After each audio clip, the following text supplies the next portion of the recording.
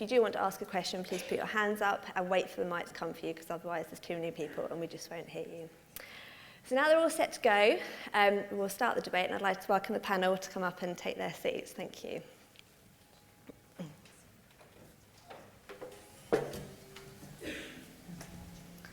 This one? Yeah. Okay.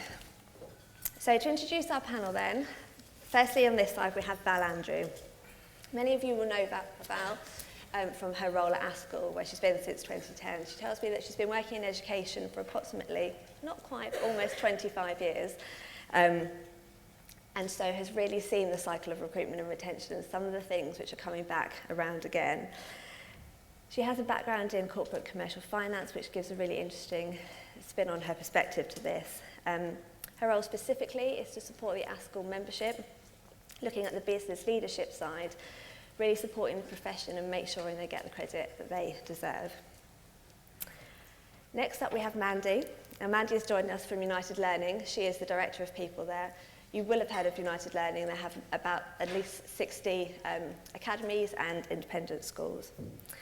Since joining United Learning, Mandy has developed a 5-year people strategy, taking forward a number of key issues that we'll be looking at today. Managing growth, developing leaders, talent programs, engagement, wellbeing and recruitment. So Mandy has a really good perspective on the things we'll be looking at. Most importantly, Mandy has very recently won an award to be one of the top 40 most influential people in HR. And this is not just within education, this is within all sectors. So I think that's a real achievement for Mandy, so congratulations on that. Thank you. Thank you. Now finally, you may have noticed that this is not Sir Andrew Carter. Unfortunately, as we know, things come up in education and occasionally you can't go to the commitments that you had. So Andrew sends his apologies and was not able to come today. In his place, we have our new head of HR, Emma Hughes. So Emma joined us recently from a large multi-academy trust where she was the director of HR there. And she has joined us as our new head of HR at Browne Jacobson. So she will bring her experience from across the sector to today's panel. Thank you. So let's kick off with you, Val, if you don't mind. From Askell's perspective, with the issue of recruitment and retention, from your perspective, what is the size of the challenge, and do we think that the Department of Education are doing enough to support the sector? The size of the challenge is huge, and some of what I want to say today will be about recruitment and retention of non-pedagogical leaders as well as the teaching profession. I would say that because that's my area of specialism. I think it was encouraging to hear Justine Greening speaking at the Conservative Party conference at the weekend. There has been a reluctance, I think, within the DFE to acknowledge the size of the issue. So some of the initiatives that she announced at the beginning of the week are an encouragement for us that they are now beginning to appreciate the size of the challenge that we have in the sector. I don't think what she is doing goes far enough, but it's a start. Absolutely. So we welcome that. Mandy, would you agree with that? Yes, I mean, I think most of us in the room have known for some time that there is a crisis in recruitment and retention, and it's not been particularly helpful that that hasn't been acknowledged. But we've been dealing with it. I think there's something like a quarter of schools now report that they've got at least one vacancy and are really struggling to fill a number of vacancies. Personally, I think there's probably a limited amount the government can do around recruitment, actually. If you look at teacher training recruitment, it goes up when we're in a recession and it goes down when the economy is doing well. So there are things they can do, but that's quite a challenge. I think we need a lot of focus on retention. Why are young teachers leaving the profession so early in their careers? And that's something I feel really, really strongly about and passionately about. And I think that does come down to workload, to well-being, to support, and quite frankly, expectations. Because I'm not sure I know of any other profession where you're expected to be good and outstanding after a year's training. You know, when I think about accountants and junior doctors and HR professionals even, was that our expectation? So I think there's a whole range of factors there that actually government and we need to focus on, because there is actually quite a lot we can do about those issues. And for me, retention actually is the really big issue. Absolutely. And was that your point as well? Yeah, I was reading in the news recently about the £75 million worth of funding for the Teaching and Leadership Fund that Justin Greening announced, and that there's a number of organisations that have had a share of those funds to support teaching. And one of them is the Institute of Teaching, which has been formed with a number of, I think there's a few MATs that have joined together, and it's supporting teachers to do master's degrees. And I think that's all well and good, but it still comes back to the fact that, you know, it's that expectation and the challenge. How do you do a master's degree as well as maintaining everything else that you need to do during the day as a teacher? And I think that is absolutely it. The crux of it is trying to get that right so that we can retain people. So coming then to the current issue of pay. Since 2010, the teachers have not had more than 1% pay rise since 2010. When you look at the figures about what teachers are earning, they're earning essentially the same. There was a report that says they earn something like £12.60 more a week than they did in 2010. I'm interested in your take on to what extent, really within that debate, is recruitment and retention really driven by pay? There are obviously issues around that, but how much of a driver do we really think that is for people initially attracted into the profession, but also in terms of them leaving? Browne? Me first. I guess if you look at Maslow's hierarchy of need, you can put into perspective where pay fits there. Actually, I've got a slide with Maslow's hierarchy of need, and the baseline at the bottom is Wi-Fi, because you can't survive without that. That's the basic need that we all have. I think it's indisputable that it's a driver. You know, thinking about my own children who are in their mid-20s, have all just gone through university, and the one that was most likely to choose teaching as a profession chose not to. She went into the law. So I think pay is a driver. I think it's a huge driver. I said I was going to talk about non-pedagogical leaders as well. It's a huge issue for business leaders, for HR, school leaders. The fact that the majority struggle to achieve equality of pay with their other school leaders, and that's something that we are continually campaigning to try and achieve some sort of equality there. So the answer to your question is yes, it is a huge driver. Andy?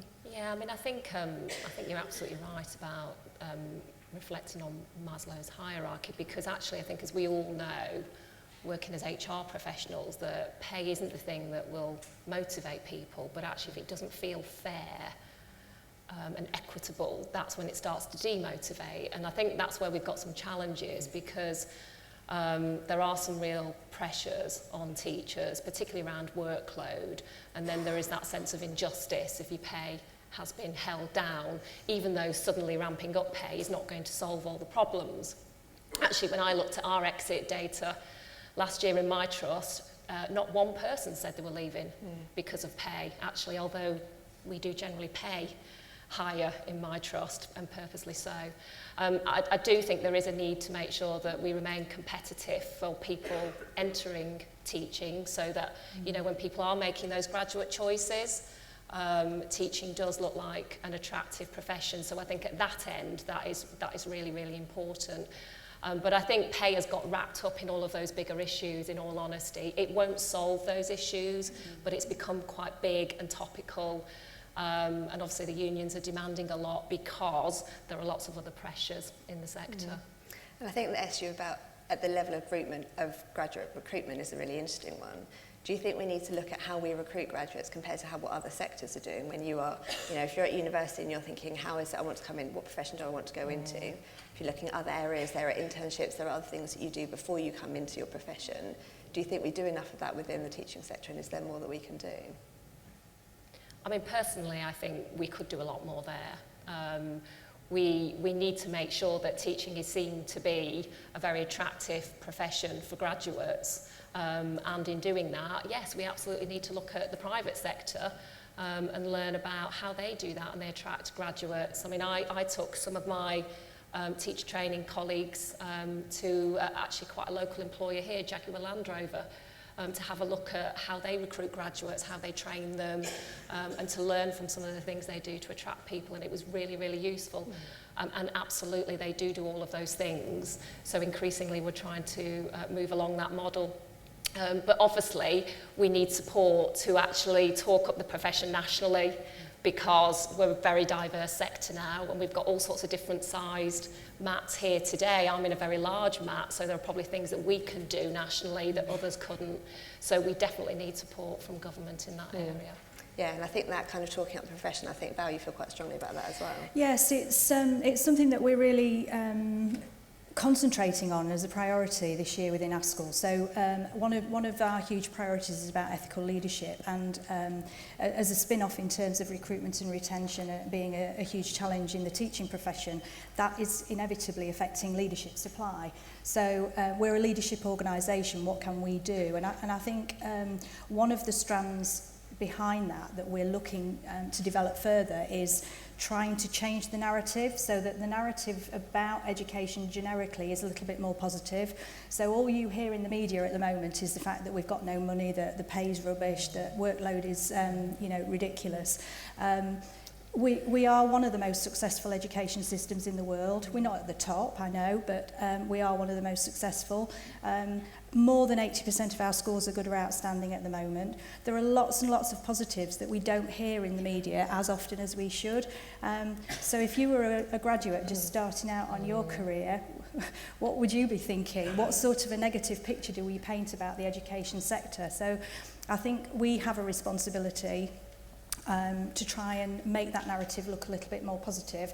That's not me sitting here saying that, you know, the shortage of funding and the workload issues aren't really, really important that need to be addressed. But I think we can all play a part in trying to make that narrative look a little bit more positive.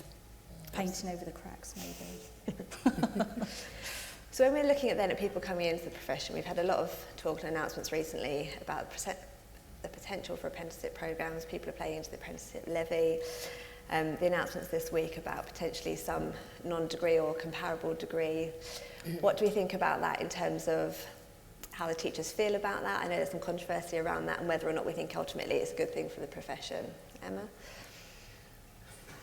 I think this has been a real challenge because, you know, the levy is a huge amount of money. And at the moment, there isn't an awful lot that we can use the levy for in education. The provision's not there. We don't have a teaching apprenticeship yet, although albeit there is a trailblazer. But it's not there. There's been a lot of talking about it, not quite turned it into fruition. So I think there is a feeling that people are paying an awful lot of money for the levy and not sure how they're going to draw on that. Yeah. I think that's right. I mean, there's definitely some things that are coming through, so I think the expectation is that there will be a teacher's apprenticeship that we can use, and presumably there is discussion that we can use that at higher levels, so at leadership level as well, some of the money can go into that. Mandy, is that something your organisation is considering? Yeah, I mean, we're certainly aware of all those developments. I think Emma's quite right. At the moment, there are some limitations on what you can use the funding for. Interestingly, what we're finding is that providers really haven't got their act together. I don't know if others are finding that challenge. So even when we do get people coming through for apprenticeships, we've got some real problems. So I think everybody's struggling. We could be spending more of our levy at the moment if the providers had their act together. I think the jury's out for me on the teaching apprenticeship. I mean, actually, you know, it does potentially create a way to use our levy in a sensible way. But clearly, we need to be confident that it's going to be a quality teacher training route, because we all know that nothing makes as big an impact on pupil outcomes than teaching quality. That's really, really important. So those standards need to be maintained. And I haven't heard enough or seen enough yet about the apprenticeship route to know whether that's going to be a viable option. What worries me a bit, though, is that the people that I work with in my organisation who are running our SCIT, our teacher training programme, know absolutely nothing about it. So they're not engaged at all. I was talking to them about it last week and they hadn't even heard of it. So there's definitely a big communication gap about what's potentially coming downstream, because they would have to be the providers. So I think, you know, there's some big issues there, and for me, like I say, the jury's out at the moment. It's a kind of watch and see what emerges, really. But I think we'd like to have a bit more input, more communication, more say over how that apprenticeship route develops. Yeah, absolutely. Okay. Can I just say something about the business leaders? I'm Yeah. going to fly that flag regularly. Yes, the debate about the apprenticeship levy, I think there was a lot of ostrich syndrome about it, because this isn't the forum to debate that in itself. But I think we all felt that perhaps education would eventually get excluded from it, and of course we haven't been. So the task now is to see how we can exploit and offset.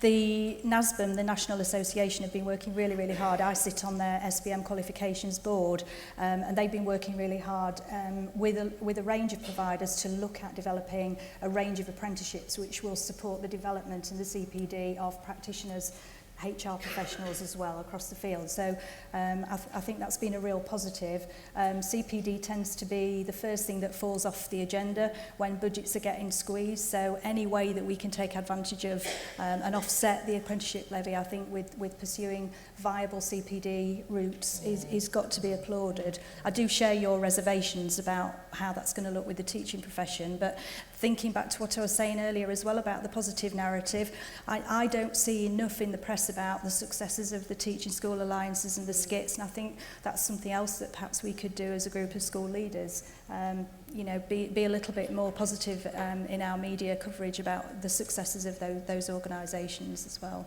Yeah, absolutely. Thanks, Val. We're going to take a couple more points and we will take questions. So if there's questions and you want to add them into the online and you can vote for the ones that you're interested in, we'll take some of those shortly. I want to move on to talking about retention. We've talked about workload, we've talked about pay and the other drivers. Mandy, I want you to hear what your thoughts are on employee engagement and to what extent we can use that as an employer to support the work that we're doing. Yeah, sure. So, I mean, I just feel really strongly that there are 4 things that make a school a great place to work. And I do think that school leaders, HR professionals, have quite a high degree of influence over those things, despite the fact there are external factors we have to grapple with. So number 1 is around leadership and culture. Number 2 is about CPD and careers. Number 3 for me is actually about pupil behaviour, because we've all talked to teachers who've really struggled if behaviour systems aren't right in their school. And then the final one is about workload and well-being. And I think employee engagement runs through all of those, and it's really understanding for each school kind of which part of that story, that narrative, is perhaps not in the place it needs to be in, and having a look at appropriate strategies to tackle that. I mean, I talked earlier about particularly the whole workload well-being issue, because I think we have lost control of the narrative on this. Everybody's talking about workload and in a very negative way, and it has become quite a beast and quite a monster. And we all know that there are external factors that significantly influence workload and that we can't necessarily address. But what we need to do is kind of start to grab ownership of the things that we can address. I'm working with a number of my schools looking at that and actually acknowledging the fact that teaching is a very challenging profession in term time. Workload is high. So what are the things that we can do to help people cope and manage? And what are the things that a school can do to kind of look at those peaks and troughs and think about where are the pinch points and what do we need to do to show our staff that we really, really care? What's our wellbeing strategy? And it isn't about just a few fads here and there. It's thinking it through quite smartly. And I do think that schools can do a lot to influence those things. We can't wave a magic wand and workload's going to disappear. But we can do a lot to equip people and support them. I've been quite shocked recently working with newly qualified teachers that they've never had any training around managing personal resilience. You know, to me, that is a no-brainer. And actually, when we've trained them, they love it because it gives them some really practical tips about how to cope when the pressure's on, because the pressure is on regularly. So there are some simple things that we can actually do that I think could make quite a big difference. Yeah, okay. And how do we think as the panel that feeds into the question of employer brand? Because at the minute we're in a very different, essentially a marketplace to what we were historically. And I think as different groups, as we are growing, to what extent do we think we need to see ourselves as having an employer brand and being clear on what that means to us as an employer? We absolutely need to be thinking about employer brand. It's a challenging sector at the moment. There's a shortage of teachers. We've talked a lot about that. And I think the employer brand, we've talked about pay, we've talked about well-being, workload. If you put yourself in the shoes of a newly qualified teacher or a teacher that's thinking about their next move, what are they looking for in a school? Are they looking for higher pay? What are they looking for? Sometimes it's, if they can see a school that actually cares about their people, has you know, it's clear from their website and the information that they give out that they care about workload and well-being and, you know, looking after their people, I think that will go an awful long way. And I think a lot of the material and the employer branding that I see, if you can call it that, it's quite corporate, it's turned out quite quickly and not a lot of thought has been put into it. It seems to me with the advent of a lot of MATs and the growth of those organisations that you're not getting the same employer brand across the MAT with regards to recruitment and retention. So you put 5 schools together, they've all got different recruitment policies, they've all got different systems and procedures. And that's a big piece of work, probably down to you guys as HR leads, to start looking at how you deliver some sort of unified employer brand. And I think that piece of work, it's a bit like due diligence when you're expanding a MAT, it's a huge piece of work.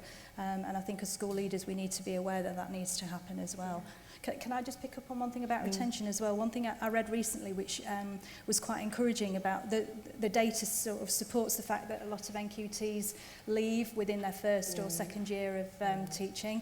And I remember from my practitioner days that it used to put a huge drain on resources within a school to actually support the NQT in their first year of teaching.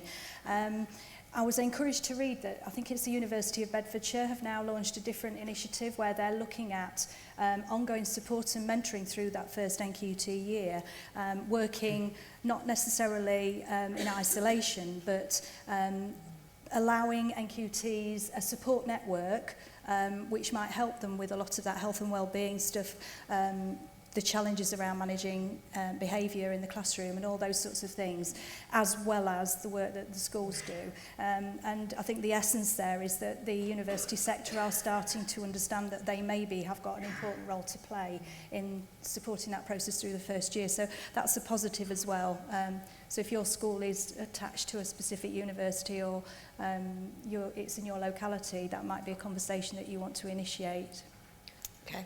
Just picking up the employer brand issue, it's a real challenge actually for our sector because, again, if you look at the evidence and the research, what matters most to a teacher is the school, actually, not the MAT. And perhaps that's not surprising, given the agenda in the sector over many decades now. And I think what the Multi-Academy Trust can do is kind of create that golden thread of, okay, so, you know, what is it that actually makes working at this Multi-Academy Trust better than working at a standalone school? And that's what we've tried to do. So it's actually quite complex because, yes, you've got that one employer brand message, but you do need every school effectively selling and marketing itself because, frankly, that's where the teacher's going to work and, frankly, that's what matters to them. And the two have to be totally aligned. And I'm going to be quite challenging here. I think, frankly, the sector has been a bit backward in its recruitment practice. It was many years ago I first worked in education, and when I came back into the sector, not a lot had changed. We've still got, really poor recruitment websites that actually don't really say a lot about working at the school. We've still got an over-reliance on the TES for advertising, poor adverts, schools churning out the same thing time and time again. Recently we trialled a 2-stage application process to shorten the process for applicants. We got twice the number of applicants and we filled a shortage vacancy. And even then, the head still isn't sure that's what they want to do in future because they liked the applications that they used to have. So I think we've got to, as HR professionals, we've got a lot to bring to the table on this, to educate, to support schools, to challenge. that nowadays, you know, teachers are looking for something more modern. They will do their due diligence before they even think about applying to your school. So if you haven't got a really great website that markets your school effectively, you are going to struggle to recruit. And I think getting all of those basics right, actually, which does feel, again, manageable, is a really, really important part of your employer brand message. And obviously using your existing staff, you know, those people in your community who can talk about your school positively, refer people to your school, be your advocates. Yeah, that's a really useful point to take home, I think. Okay, so we're going to go to questions now. So hopefully we'll have some questions that we have from the online. But in the meantime, if anyone wants to raise their hands, if they've got any questions or comments or challenges they want to put back to Mandy. Anyone want to raise their hands? Okay, we've got one over here. I think we've got some mics that are just coming round.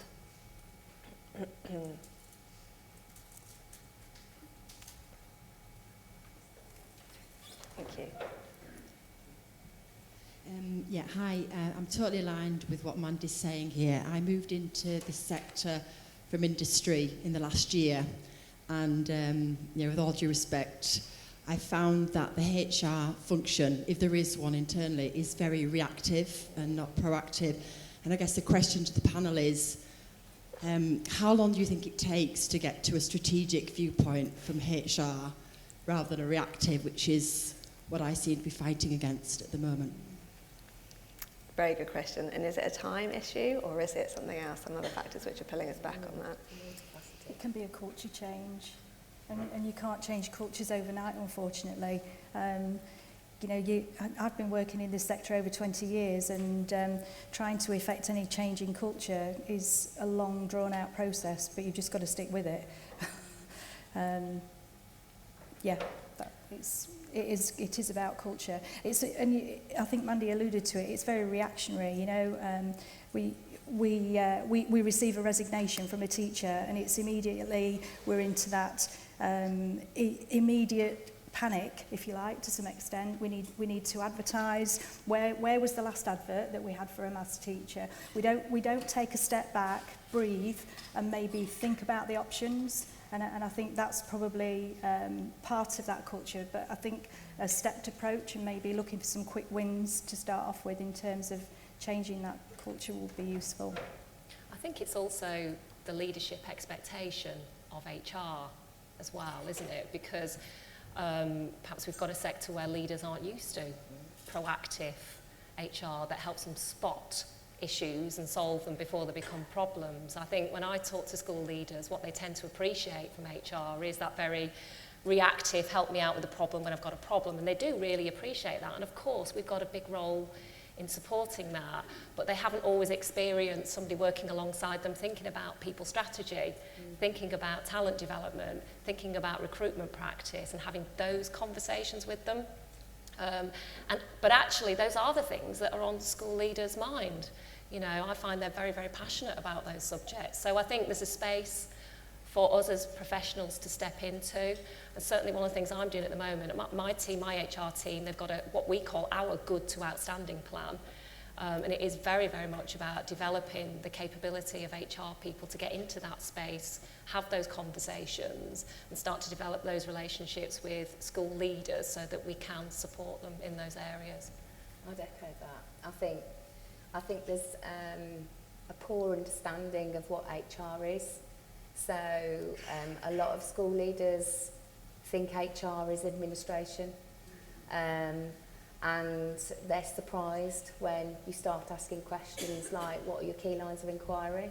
What are you trying to achieve this term? What are your key challenges? Oh, right, okay, your challenges are maths. What's going on in your maths department? Let's start getting under the skin of it. Is there a problem with assessment for learning? Is there something we can help there with a learning and development strategy around that? You know, is there a real people problem in terms of having some difficult conversations with people? You can be that trusted partner with the school leader to enable them to deal with those challenges, and I just think they've just never experienced it. So for me, once you start having those questions, you start raising the profile of HR, and you become more influential. And they're the key to unlocking that space of becoming more strategic, because when you're influencing leaders and they're engaged with what you've got to say, you're in that space of, right, let's start talking strategic HR now, let's start being proactive. Yeah, I think that's a fantastic approach to take back as well. So we've got 2 great questions from here, and then we'll take a couple more from the floor. The first one is there any evidence that there is impact on recruitment and retention in relation to geography? And I think we're very clear that geography, if you're in a rural area, it's going to be, it is just a lot harder in that area. What can people do to support themselves? I mean, I know there are some government initiatives on this. I think they've come through. I don't know if we've really seen the impact of those yet. Is there anything that you can give as advice to people who are in those really difficult, geographically hard to recruit areas? That was one thing that was identified in what Justine Greening was saying at the weekend. I think she's targeting some additional funding in specific areas where it's been identified that that's a huge issue. Cynically, they are in the south, and that opens up a whole other debate about, you know, funding and how it's distributed, but I don't want to go there today. But it looks as though the data must be there to support that, otherwise the government wouldn't be addressing it. We definitely see that. I mean, our schools go from Cumbria right down to South Coast, and there are particular areas, South Coast, some real challenges, Cumbria, parts of the Midlands, that do struggle more. And I do think actually funding focused on those areas would be really welcome, because I'm sure you find that there are things you can do, like offering incentives and relocation packages and all the rest of it, but they demand money, and that is quite difficult. But we've also encouraged schools in those areas to just try some of the pretty much no-cost things as well, like teachers referring a friend and getting a reward for that if they fill a vacancy. And that has had some impact, actually, in some of those areas. But we definitely need more targeted support and money to support those areas to attract people. Absolutely. Okay, has anyone got a question? If they want to raise your hand, we can get the mics over to you before we take the final question from here. No one? Okay, so we've got one over here, so if the mics can go over there, thank you. So the final question we'll take from here is about some specific strategies. So when we're looking at a wellbeing strategy, have we got any specific things that we can give to people as things that you've tried and have worked? This is a really interesting one. I was with a group of school leaders last week talking about workload and what is to be done about workload, because it does feel like, you know, this big beast that we can't solve. Actually, we're lucky because we're working with Robertson Coopers. That's a company that was set up by Professor Sir Kerry Cooper. Hopefully everybody in the room knows who he is, but if you don't, go away and Google him, because he is the country's leading academic on employee wellbeing. And they've really helped our schools start to think about this workload issue. Because actually what we've been talking to our schools and leaders about is you can't actually solve workload per se. But there are a number of things around workload that you can control. And that will very much vary depending on the individual and the school, but it might be about how you plan and prioritise. It might be your own coping strategies. It might be about who you go to talk to when workload does feel unmanageable. It might be about the school calendar and how certain peaks and troughs are managed. And we're supporting the schools to explore those areas. And it was a bit of a light bulb moment for our school leaders, because they recognise then that actually there is something we can do about this in our school. We don't have to sit and wait for somebody else, and we're not trying to eat the elephant. You know, we're just trying to get those little inroads that start to make that difference. So I do think there are some practical things that can be done around workload, but it does mean, you know, working really, really carefully with each school in their context and helping them to see and giving them the support around doing those things effectively. Yeah, that's really useful. Thanks, Mandy. Can I just, one of the interesting things for me, we ran a survey for business leaders in the summer term about workload. And I've been ploughing through the data and doing the analysis, which has taken weeks. But one of the things that we asked was whether or not strategies had been tried and tested, and whether or not people were prepared to recommend them. And it was really interesting that they are the old chestnuts that perhaps get overlooked. So they're things like time management strategies, which you're probably all well aware of anyway, but we tend to we don't have time to implement them. There are things like embracing technology, and you know, the biggest bugbear for me, even in the role I have now, is the number of emails I get copied into unnecessarily. And that's just a stupid thing that could just make somebody's job in school so much easier if that's addressed as a policy across the piece. So there are little things that you can do, but I think Mandy's right. It's a beast as a problem, and there needs to be some sort of national strategy, I think, to help schools identify where they can do something positive there. Okay, thanks, Belle. We'll take a final question from the gentleman on the floor. Yeah, thanks, Heather. It's great to hear the panel talk about the issues around getting graduates to join the profession, and I think it's fair to say, you know, pay is one of those issues which obviously you've recognised needs to be addressed. And you know, as in our trust, we've decided to do away with the main scale and create a new pay scale which starts at 25,000, which I think goes some way to kind of attracting graduates to think of the joining the profession. Really interested to know if there's any other initiatives, you know, particularly in your visit to Jaguar, that you've picked up in kind of trying to make the teaching profession a kind of a more appealing kind of profession to join. Thanks, Lee. It's a great question. I'm just going to ask the question back to you, which I think most people in the room will be thinking is, how are you affording to pay your graduates a high starting salary?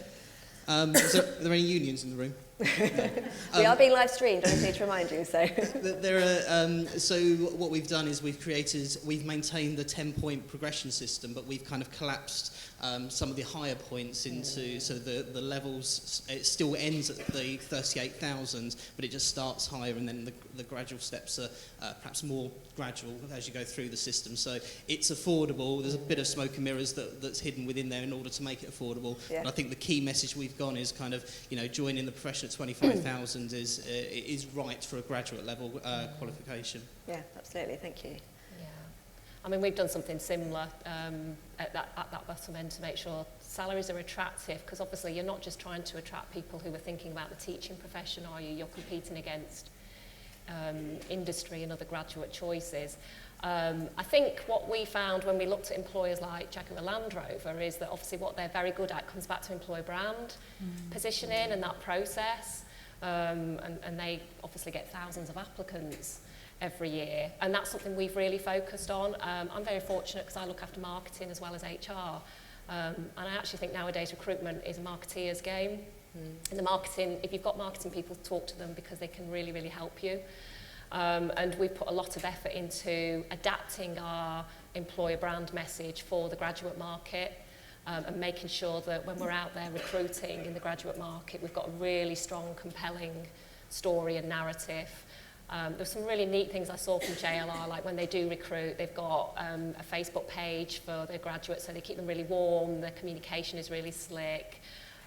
They send them out, they don't send them lots of documents, they send them a little fob that's actually a car key that's got all their documents on. So we're trying to just do those little things that we know young people really, really appreciate. And for us, actually, we are seeing that, you know, we can get the kind of numbers that we want to get.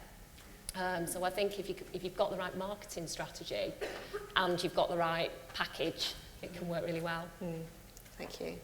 The other thing about that is, I mean, you know, the elephant in the room here is where the government fit in this. The DFE have got a huge role to play in terms of marketing the profession, and that really needs more than just a quarterly advert on the TV that it just gets lost in translation. So I think that, you know, at national level there needs to be something done. I agree that at local level and in terms of employer brand, there's a lot of work that we can do at operational level, but that needs to be done at government level. They need to address that. And the other thing, just while I'm on my hobby horse and on a roll, government bashing. £200 million is spent in this sector on recruitment, and that ends up in the bank account of the Times Educational Supplement. I think it's high time the government tackle that as an issue. Sorry, I feel better now. Here, here. Everyone feels better about that. I think we'd all agree with that one. Okay then, so I've got a final question for each of you as a panellist. If you could give one piece of advice to everyone in the audience, the delegates, about something that they could do to improve their hand, what would that be? Browne? Okay, so you guys are all sitting there thinking, you know, what can I do in terms of affecting strategy as a whole across the sector? Little things can make a difference, and I think we alluded to it part way through the conversation about some of those legacy behaviours and legacy systems and processes that we've got in school. And I think it's probably a really good idea to just take a look at the way that we implement some of those processes. Can we write a more positive narrative about our school? You know, this knee-jerk reaction and maybe recruitment behaviours. My head teacher, in my last post, we needed a head of maths. I wasn't involved in the interviews that day, and he rang me later in the day and said he'd appointed 2 because there were 2 really good candidates and he didn't want to miss them.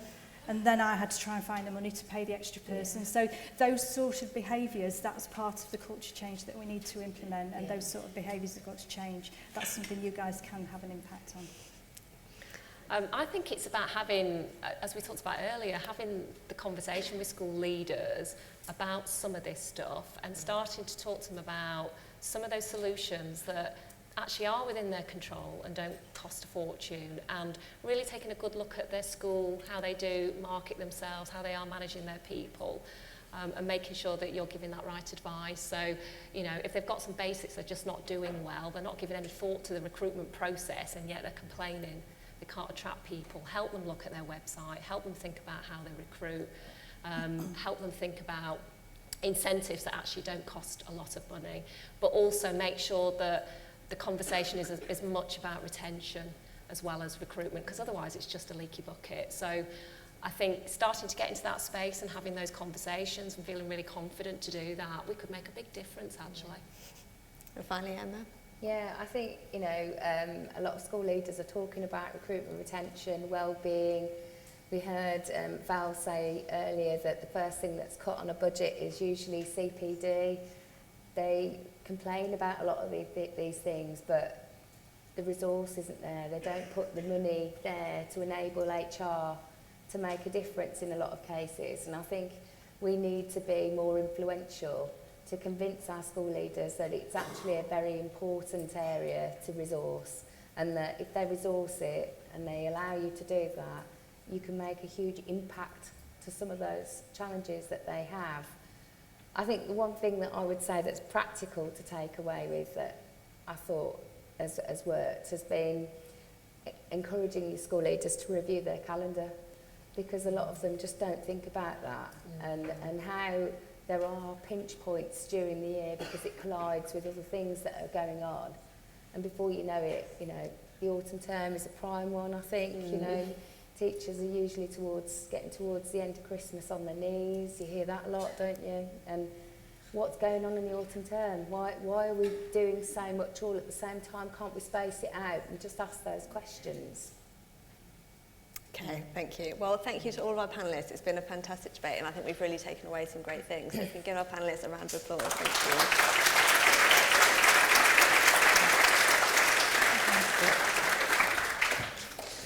you. Thank you.